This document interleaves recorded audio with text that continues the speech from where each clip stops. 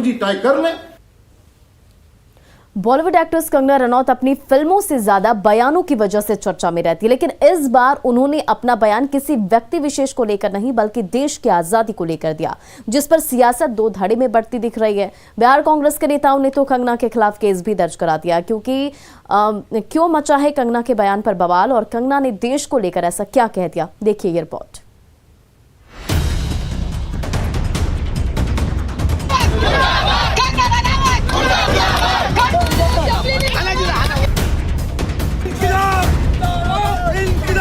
उस पर कंगना रनावत को शाबाशी देनी चाहिए।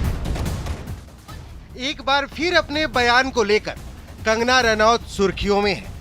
उनके बयान पर सियासी बवाल मचा है।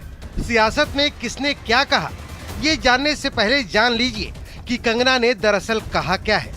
कंगना ने कहा है 1947 में आजादी नहीं बल्कि भीख मिली थी और जो आजादी मिली है वो 2014 में मिली। कंगना के इस बयान से सियासत दो धड़े में बंटता दिख रहा है। कंगना के बयान से आहत बिहार कांग्रेस की ओर से पटना के एसके पुरी थाने में केस दर्ज कराया गया है और पद्मश्री अवार्ड वापस लेने की मांग की गई है, जबकि बीजेपी का मानना है कि कंगना पर केस नहीं बल्कि उन्हें शाबाशी मिलनी चाहिए। हमने एसके पुरी थाना में इसको केस किया है और हम चाहते हैं कि एफआईआर हो और जो भी अवार्ड इनको भारत सरकार ने दिया है अब तक सारा अवार्ड वापस होना चाहिए और देशद्रोह का केस इस औरत पे होना चाहिए। लोग जो है निरुत्तर थे, लोग अछूता थे विकास से, और नरेंद्र मोदी जी के नेतृत्व में और लोगों तक विकास को पहुंचाया गया है। लोगों को सरकार की योजनाओं से जोड़ने का काम किया गया है। अरे मुकदमा तो कांग्रेसियों पर होना चाहिए। जब जेएनयू में नारे लग रहे थे देश के 100 टुकड़े करने की, देश की आजादी की, कौन सी आजादी की बात कर रहे थे? और राहुल गांधी वहां जाकर के उनके समर्थन में गए थे। 4 बार राष्ट्रीय फिल्म पुरस्कार से नवाजी जा चुकी अभिनेत्री कंगना रनौत को 8 नवंबर को पद्मश्री से सम्मानित किया गया है।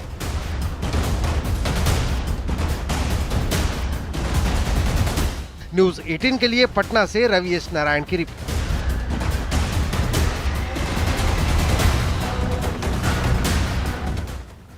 इधर जेडीयू नेता उपेंद्र कुशवाहा ने कहा कि कंगना को पद्मश्री दिया जाना ठीक नहीं और भारत सरकार को कंगना का पद्मश्री वापस लेना चाहिए।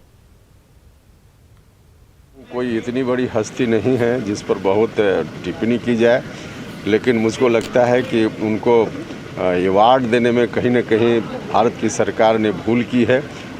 उनका अविलंब जो दिया हुआ अवार्ड है उसको वापस लिया जाना चाहिए, इससे ज़्यादा कोई टिप्पणी नहीं। मॉडर्न आर्ट के मशहूर कलाकार प्रोफेसर श्याम शर्मा को राष्ट्रपति रामनाथ कोविंद ने पद्मश्री सम्मान से सम्मानित किया। प्रोफेसर श्याम शर्मा को छापा चित्रकला के लिए पद्मश्री सम्मान मिला और श्याम शर्मा को मिला ये सम्मान पूरे बिहार के लिए गौरव की बात है। श्री श्याम शर्मा कला। राष्ट्रपति के हाथों सम्मानित होने का ये मौका प्रोफेसर श्याम शर्मा के लिए तो खास था ही, पूरे बिहार के लिए भी गौरव का विषय है। करीब 40 साल पहले बिहार के उपेंद्र महारथी को कला के क्षेत्र में पद्मश्री सम्मान मिला था और करीब 40 साल बाद 2020 के लिए प्रोफेसर श्याम शर्मा को छापा चित्रकला में उत्कृष्ट योगदान के लिए राष्ट्रपति रामनाथ कोविंद ने पद्मश्री से सम्मानित किया। ऐसा सुखद संयोग हुआ 25 तारीख को दोपहर में होम मिनिस्ट्री का एक फोन आता है कि आपको बहुत बहुत बधाई, मुबारकबाद, आपको पद्मश्री मिला है। तो मैं चौंक गया कि अरे ये कैसे हो गया।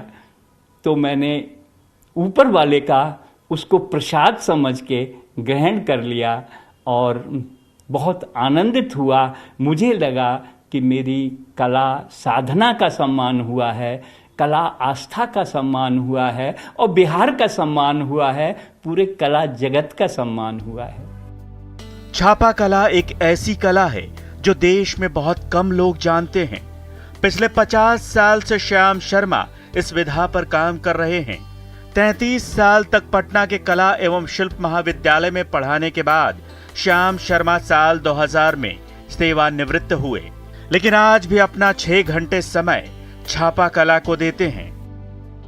श्याम शर्मा पटना के शिल्पकला महाविद्यालय के पूर्व प्राचार्य हैं और कहते हैं ना कि कलाकार कभी रिटायर नहीं होता, तो प्रोफेसर श्याम शर्मा पर यह बात 100% सटीक बैठती है।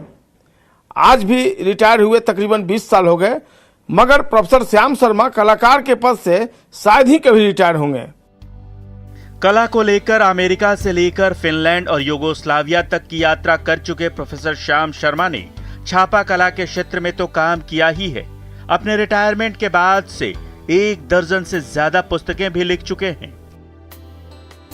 ये चिर प्रतीक्षित था और मुझे लग रहा था कि ये काफी विलंब से ये पुरस्कार पिताजी को मिला। मुझे लगता है कि 8-10 साल पहले जो हो जाना चाहिए था। एनीवे, लेकिन बहुत अच्छा है, वो कभी रुके नहीं। युवा कलाकारों को निरंतरता और जागरूकता के साथ कला सृजन में लगे रहने की शिक्षा देने वाले प्रोफेसर श्याम शर्मा मानते हैं कि ये सम्मान फल की इच्छा छोड़कर निरंतर काम करने का प्रतिफल है, जिस पर पूरा बिहार गौरवान्वित है। न्यूज़ 18 के लिए पटना से संजय कुमार की रिपोर्ट। और अब वो